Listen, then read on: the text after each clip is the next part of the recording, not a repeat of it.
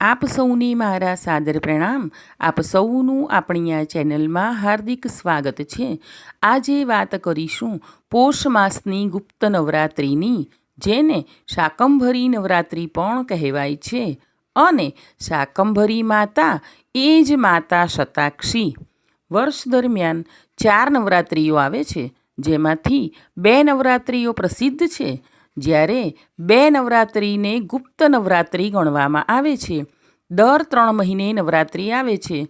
આસો નવરાત્રિ, ચૈત્ર નવરાત્રિ, પોષ મહિનામાં આવતી શાકંભરી નવરાત્રિ અને અષાઢ મહિનામાં નવરાત્રિ આવે છે. તે નવરાત્રિના દિવસો દરમિયાન મા આદ્યશક્તિની ઉપાસના કરી તેમની કૃપા પ્રાપ્ત કરવામાં આવે છે.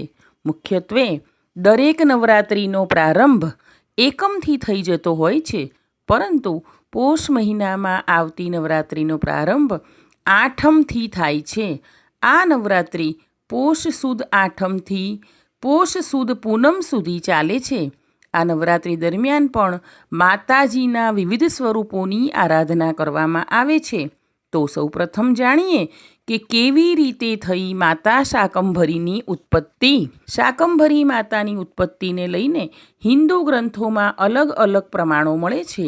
માર્કંડેય પુરાણમાં મળતા ઉલ્લેખ પ્રમાણે પ્રસન્ન થઈ દેવતાઓને માતાજીએ આશીર્વાદ આપ્યા હતા કે ભવિષ્યમાં એકવાર ભારે અનાવૃષ્ટિ સર્જાશે, દુકાળનો સામનો કરવો પડશે, ત્યારે ઋષિ મુનિઓની પ્રાર્થનાથી હું પ્રસન્ન થઈશ અને અયોનિજા સ્વરૂપે પ્રગટ થઈશ તથા મારા અંગોમાંથી અનેક પ્રકારના શાકભાજી ઉત્પન્ન થશે. શાકંભરી માતાનો બીજો ઉલ્લેખ શિવ પુરાણમાં પણ મળી આવે છે. તે મુજબ દુર્ગાદેવીને શતાક્ષી રૂપે બતાવવામાં આવ્યા છે. દુર્ગ નામના રાક્ષસે 3 લોક પર પોતાનું પ્રભુત્વ સ્થાપિત કર્યું હતું, જેને કારણે લોકો યજ્ઞ કરી શકતા ન હતા. દેવતાઓની શક્તિ ઓછી થઈ ગઈ હતી. વરસાદ પણ વરસ્યો ન હતો.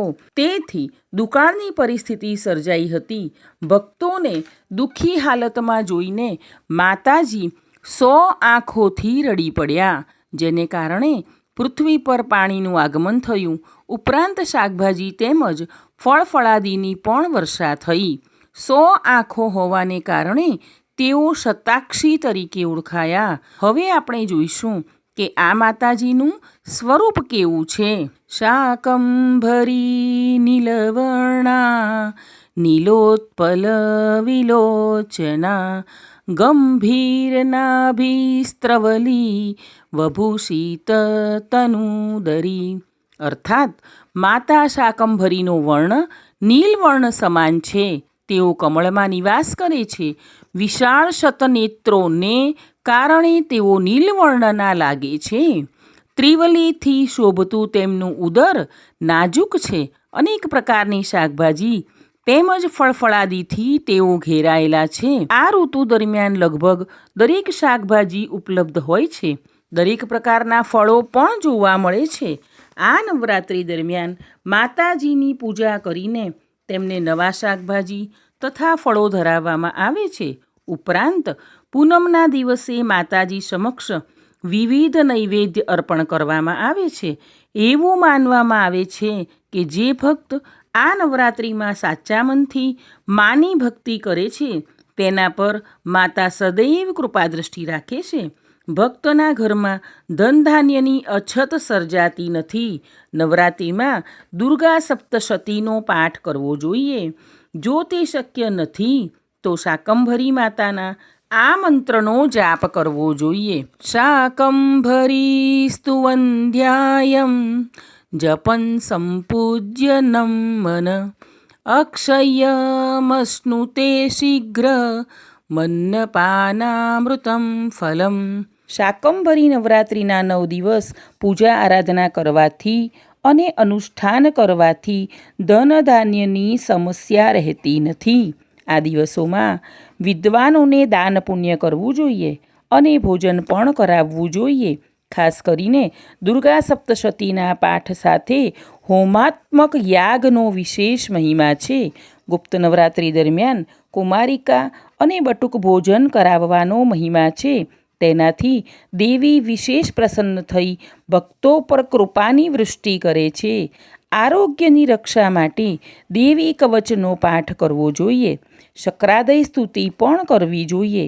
નવરાત્રિમાં જો દિવસ દરમિયાન 3 વખત શક્રાદય સ્તુતિ કરવામાં આવે તો વ્યક્તિના અટકેલા કાર્યો પૂરા થાય છે અને યશની પ્રાપ્તિ થાય છે.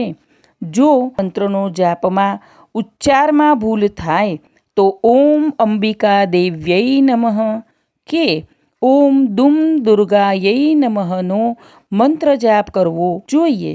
જે રોજ ના થઈ શકે તો અંતિમ દિવસે પણ કરી શકાય છે. કરજો સદા સૌના ઘરમાં નિવાસ, રહેજો સદા અમરદયમાં સાથ.